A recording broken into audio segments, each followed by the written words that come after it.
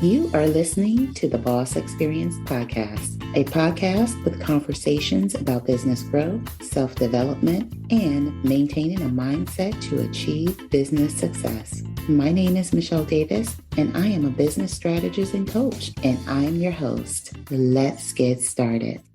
Welcome to another episode of the Boss Experience Podcast. My name is Michele Davis, and I'm your host. And just a reminder, new episodes of the Boss Experience Podcast return in January 2023. So in this episode, I'm sharing an interview I did with Kate Moir, host of the Mom Boss Mentor Podcast. And in this interview, I'm actually sharing 5 steps to discover the boss within, which is basically a process that I take my clients through to help them discover their skills and expertise so they can build a coaching program or service that helps them replace their 9-to-5 income.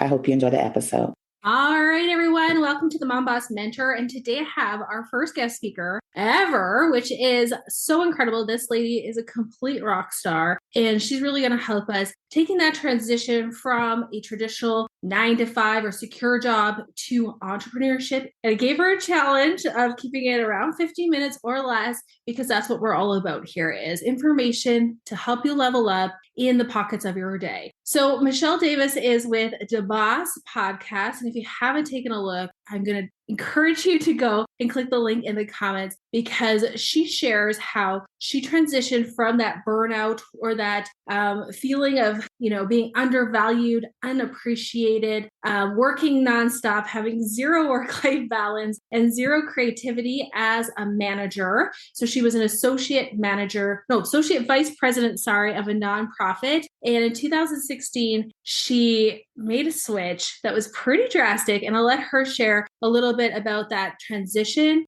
to becoming an entrepreneur.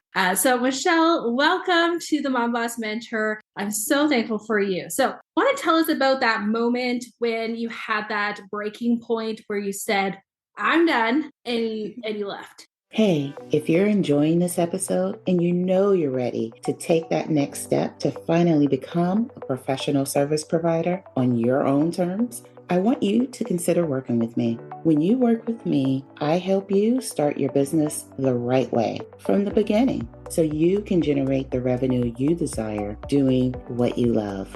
So head over to CEOBlueprintAcademy.com. That's CEOBlueprintAcademy.com to check out the ways you can work with me to get set up for business success right from the start. That's CEOBlueprintAcademy.com. Okay, back to the show. Absolutely. So it's funny because, prior to my whole entrepreneurial journey, I was a mom. I was previously married, and this was maybe a couple of years out of my divorce that I kind of look back on my life. It's like one of those times you have a reflection, like, what am I doing? Am I where I want to be? And my whole life, I kind of done what I thought I was supposed to do. I thought I was supposed to go to college. So I went to college, got my bachelor's degree, got my master's degree, found a good, stable job, right? And so I loved my job at first. I loved my career, which was nonprofit services. I loved helping people, and I loved developing programs to help people, because that was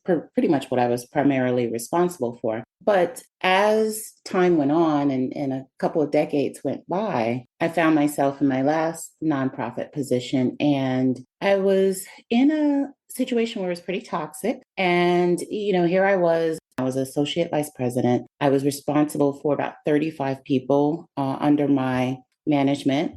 And I was overseeing a department that was responsible for about 1,000 clients in their case management services, and they were chronically ill individuals. And I was like, this is a high stress position. I was working 50 hours a week, and I found myself like walking away. It had gotten to that point where they were unfairly, doing some things and not giving me the support. They never set me up for success. And so when I compared myself to the other associate vice presidents, they didn't set me up for success in comparison to them. And so I walked away, and I remember sitting in my living room the day that I walked away, and I was like, I don't know what I'm going to do. I don't have a job. I don't have a whole lot of money, but it was something about being treated like that left me like where I felt I had no other choice. And so here I am, newly divorced, 2 years out of my marriage, sitting there on my couch trying to figure out what was next for me. Is this really where I wanted to be at my age, which was over 40? And I was like, no, this is not where I want to be. And I was like, what can I do? What do I really want to do in, life? It was like, what do I want to be when I grow up moment? Even though I was over 40 and should be already grown, right? And so I decided I was going to start a business. Funny enough, when I started my business, I I struggled to kind of think about what I was good at. So here I was, I had this 20 plus year career behind me. Obviously, I was some good, over the years, right? Why couldn't I find skills within me that I could monetize? And so here I was, I said, I'm going to start a business. I had no idea what that looked like or what that was going to be. I had no entrepreneurs in my family. I didn't have a mentor or anyone that I could just call up and say, well, I want to start a business. What do I do? Those people didn't exist in my life. Mm-hmm. And so I embarked on a journey, and I started off in some MLM opportunities, multi-level marketing. And then I ventured off into branding, social media, and website design. And then I found myself reinventing myself again, because I found a lot of the clients, before they needed branding, they needed to really have mentorship to develop their business, because, we are inundated with business ideas online.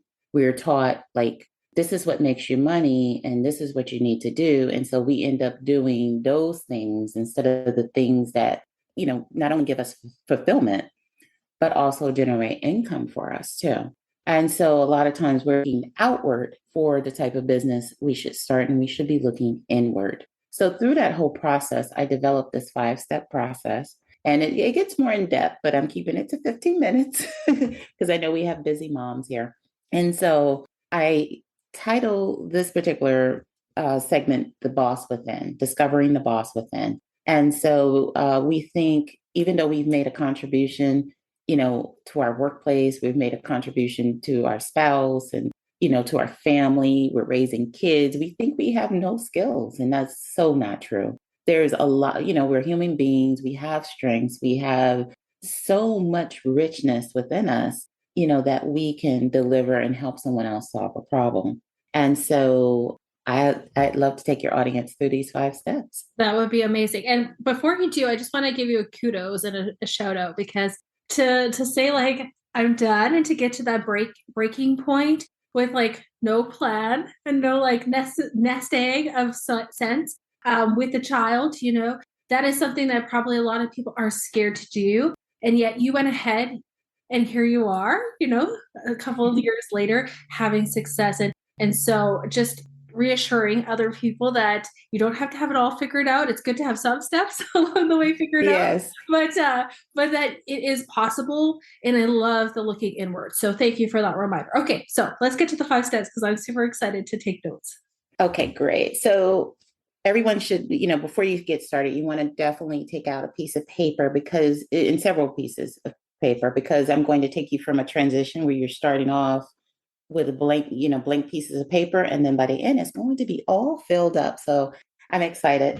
So this is a process that I help my clients with in the services that I offer. And it's because it's something that was helpful to me, because again, I had this bachelor's degree, a master's degree, and, 20 plus years in a career. And I struggled to think about what I was good at.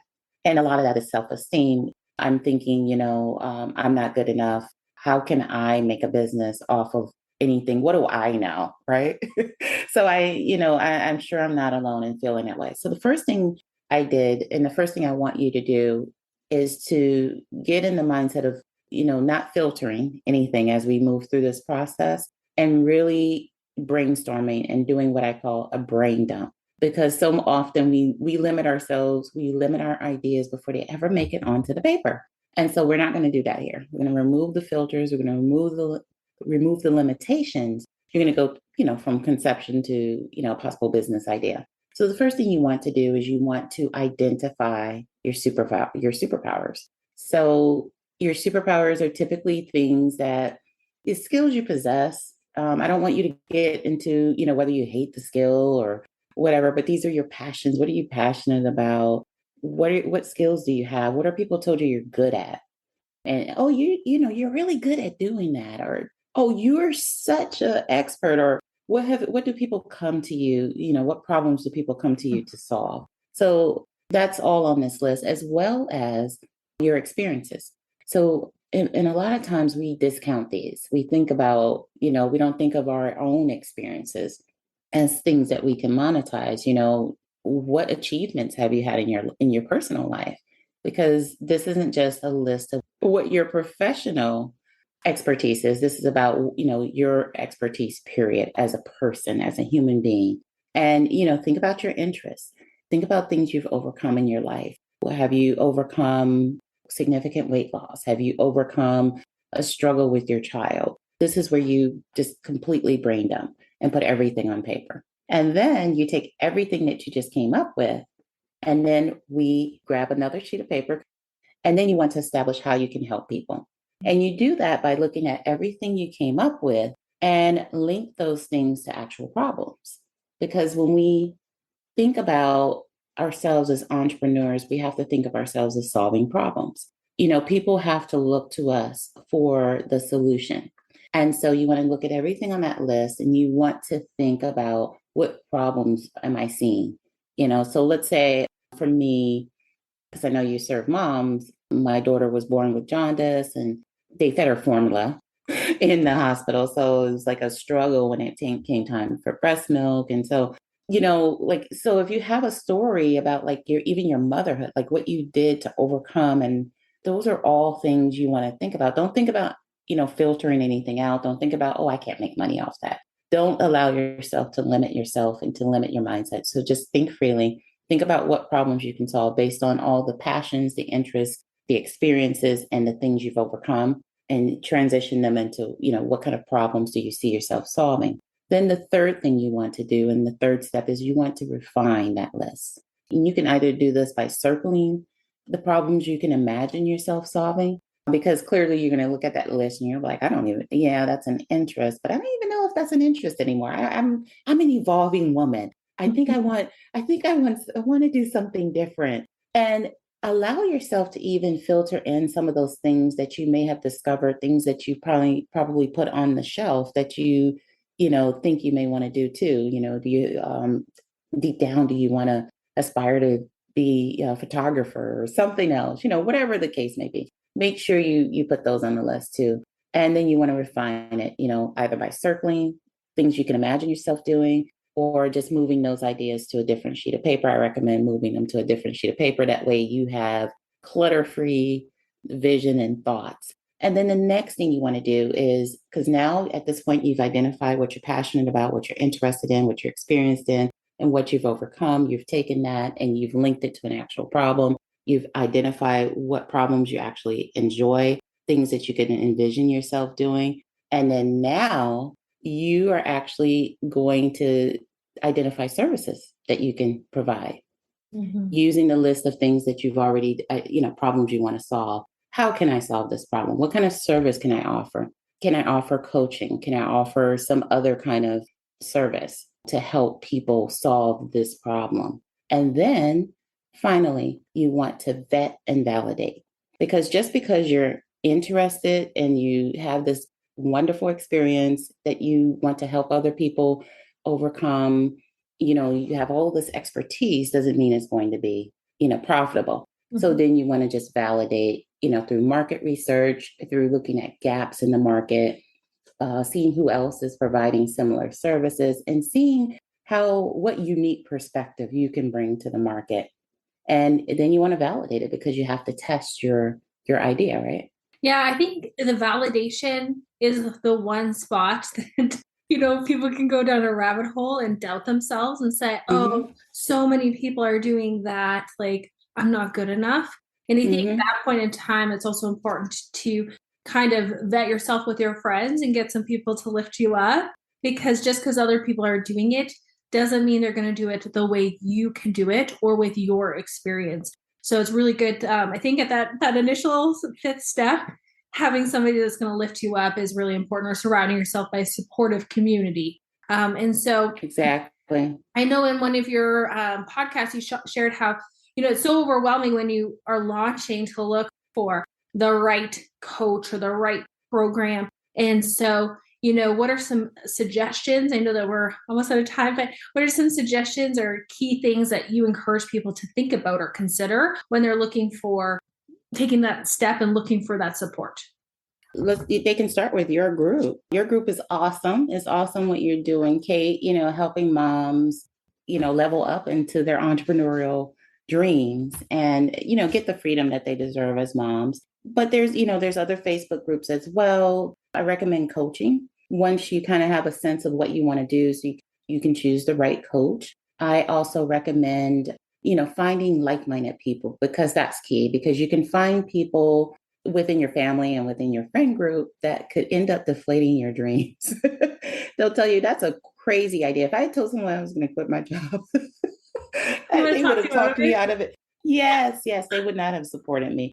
And if I had told them like kind of the things I was always thinking, they wouldn't have supported me either. So there's a reason that millions of entrepreneurs trust Shopify every day to power their dreams. Easy to use and easy to edit templates that don't require a high level of technical skills or coding. 24/7 support, built-in fraud protection, seamless checkout, tons of compatible apps to support your sales goals, website designs that are made to catch and keep the attention of your customers. And unlike other e-commerce platforms, you control your communication with your customers so you can generate repeat sales. So no matter what you're selling, power it with Shopify. Just visit path2ceo.com to start your free trial today. Now back to the episode. Okay, with that being said, that concludes this episode. So if you're planning to start a service provider business like coaching, consulting, or other service-based business, I want to invite you to hop on a call. This is a free, no obligation call where we can map out your customized game plan to get started. So if this sounds like something you'd like to do, feel free to visit CEOBlueprintAcademy.com. That's CEOBlueprintAcademy.com. And go ahead and let's get you on my calendar. New episodes of the Boss Experience podcast return in January 2023. Thanks for tuning in. Thank you for tuning in to the Boss Experience podcast. Don't forget to leave a review for this episode and tune in next time.